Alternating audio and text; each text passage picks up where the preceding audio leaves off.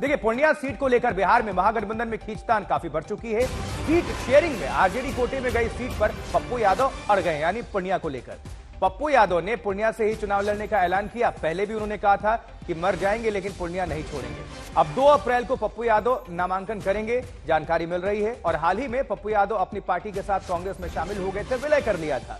वो लगातार पूर्णिया लड़ने की बात करते रहे, लेकिन पूर्णिया आरजेडी के कोटे में चली गई। लालू प्रसाद यादव ने अपने उम्मीदवार को वहां से उतार दिया टिकट देकर। अब सवाल है कि क्या पप्पू यादव कांग्रेस छोड़ेंगे या फिर आरजेडी मान जाएगी, या फिर तीसरा ऑप्शन निर्दलीय लड़ेंगे।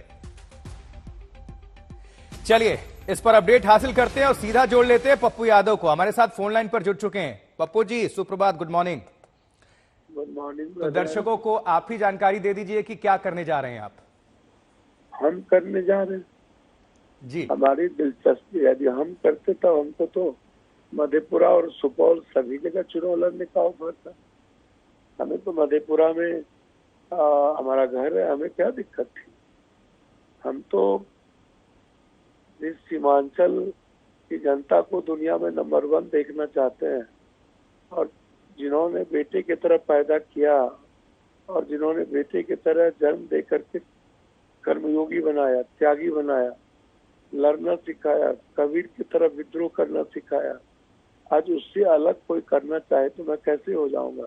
पप्पू जी, 2-3 छोटे छोटे सवाल है और हम चाहते हैं कि आप दर्शकों को अपडेट करें। बहुत कंफ्यूजन है। मतलब आप लोगों ने आपने जब विलय किया अपनी पार्टी का कांग्रेस में, तो फॉर्मूला तो तय हुआ होगा ना, आपने मांग तो रखी होगी ना कि पूर्णिया से उतारने के लिए। तो फिर खेल कैसे बिगड़ गया, जबकि आप लालू यादव से मिलकर आए थे? देखिए, लालू यादव जी से भी मैंने आशीर्वाद लिया था। उन्होंने कहा था कि मधेपुरा लड़ने, मैंने कहा था मैं पूर्णिया ही लड़ूंगा। और कांग्रेस में जब पार्टी का विलय हुआ तो एक आस्था के साथ हुआ, एक विचार के साथ हुआ। और राहुल गांधी जी के विश्वास और सोनिया जी की जो एक बड़ा सपना है बिहार को लेकर के, उस विचारधारा के साथ हमारा समर्थन।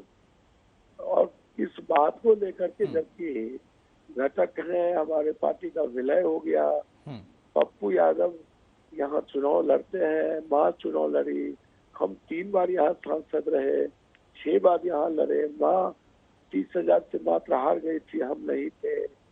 कांग्रेस यहाँ हमेशा चुनाव लड़ती रही है। कांग्रेस आजादी के बाद से लेकर के आज तक सीमांचल की जो जमीन है, ठीक है, वो कांग्रेस की रही तो है। मधेपुरा और सुपौल के लिए अगर ऑफर हुआ तो उस पे आपकी सहमति क्यों नहीं बनी, क्योंकि कर्मभूमि तो वो भी आपकी रही है। जी, 1 साल से हम जब प्रणाम पूर्णिया दुनिया को पता है, सलाम पूर्णिया और एक परिवार के बीच जाके 6.5 लाख परिवार से हमने आशीर्वाद लिया। और सभी लोगों ने बिना जाति धर्म के, पूर्णिया ही एक शहर है जहाँ कोई हिंदू मुसलमान जल्दी से एक और अपडेट कर दीजिए कि कांग्रेस आपके लिए स्टैंड ले रही है कि नहीं। कांग्रेस मेरे साथ, मेरे परिवार की तरह खड़ा है और मैं कांग्रेस परिवार के साथ। तो आरजेडी अगर अड़ गई, ठीक है, तो कांग्रेस से भी बात नहीं बनी। मान लीजिए आरजेडी ने उम्मीदवार उतार ही दिया, अगर वो पीछे नहीं हटते तो आप क्या करेंगे, अगला स्टैंड? हम तो आरजेडी में लगातार टच में है कि हमें आशीर्वाद आरजेडी दे और इंडिया गठबंधन को मजबूत करें। मान लीजिए नहीं मानी जाती आपकी बात, तो क्या आप कैसे उतरेंगे, किस पार्टी से, या फिर निर्दलीय लड़ेंगे? मैं पूर्णिया में हूँ और मेरे हाथ में कांग्रेस का झंडा होगा, और कांग्रेस की झंडा नहीं, चुनाव चिन्ह कुछ होगा, मतलब थोड़ा सा हमें भी आप जानकारी दे कांग्रेस दीजिए। के झंडा के साथ चुनाव लड़ेंगे आप इसका, और पूर्णिया से लड़ेंगे। तो कांग्रेस और आरजेडी में तो बात बन नहीं रही ना पप्पू जी? भैया, आरजेडी से आग्रह तो कर ही रहा हूँ ना। ठीक है, और बात तो चल ही रहा है ठीक है। कांग्रेस के झंडा के साथ। चलिए, आपकी बात कांग्रेस और आरजेडी तक भी पहुंच रही है आज तक के माध्यम से। हमसे जुड़ने के लिए और अपना पक्ष रखने के लिए धन्यवाद। रोहित सिंह हमारे साथ बिहार से हमारे संवाददाता जुड़ चुके हैं। रोहित, पप्पू यादव को आप भी सुन रहे थे, साफ तौर पर कह रहे हैं कि अभी हम कोशिश में हैं, आरजेडी मान जाए, स्टैंड ले रही है कांग्रेस पार्टी, लेकिन बात बनती हुई नजर तो नहीं आती। हमने सवाल ये भी किया कि निर्दलीय उतरेंगे क्या, लेकिन अभी तक तो हामी नहीं भर रहे, जबकि कह रहे हैं हम पूर्णिया से ही लड़ेंगे। जो जो जानकारी सामने आ रही है वो ये है आशुतोष कि पप्पू यादव कांग्रेस के टिकट पर चुनाव लड़ सकते हैं, क्योंकि वो ये जो बात कह रहे हैं वो अब फ्रेंडली फाइट की बात कह रहे हैं। पप्पू यादव यहाँ तक के लिए भी अब तैयार हो गए हैं कि क्यों क्यों नहीं पूर्णिया में एक फ्रेंडली फाइट हो सकता है, क्यों नहीं वहां पे कांग्रेस के उम्मीदवार के तौर पर वो उतर सकते हैं और एक फ्रेंडली फाइट हो जाए। उन्होंने उदाहरण भी दिया, कई बार आरजेडी के साथ जो है कोई फ्रेंडली फाइट कई जगह हुआ भी है। तो ऐसे में अब उनका दावा है कि पूर्णिया में अगर फ्रेंडली फाइट हो जाए तो इससे किसी को परहेज नहीं होना चाहिए।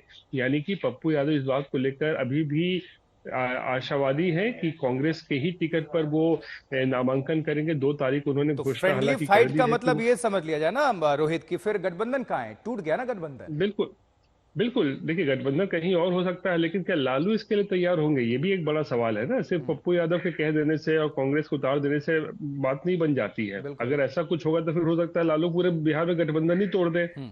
क्योंकि ये तो अब एक अहम का वो सवाल हो गया है ना कि भाई कौन लड़ेगा पूर्णिया में, और लालू ने वहां पहले ही पूर्णिया में उम्मीदवार उतारा हुआ है। अगर ठीक है रोहित। कांग्रेस उसके बावजूद भी वहां उतार देती है तो जाहिर सी बात है गठबंधन पर इसका असर देखने को मिलेगा ही। चलिए, नजर बनाकर रखिएगा रोहित। आपका बहुत बहुत शुक्रिया इस खबर पर जानकारी पहुंचाने के लिए।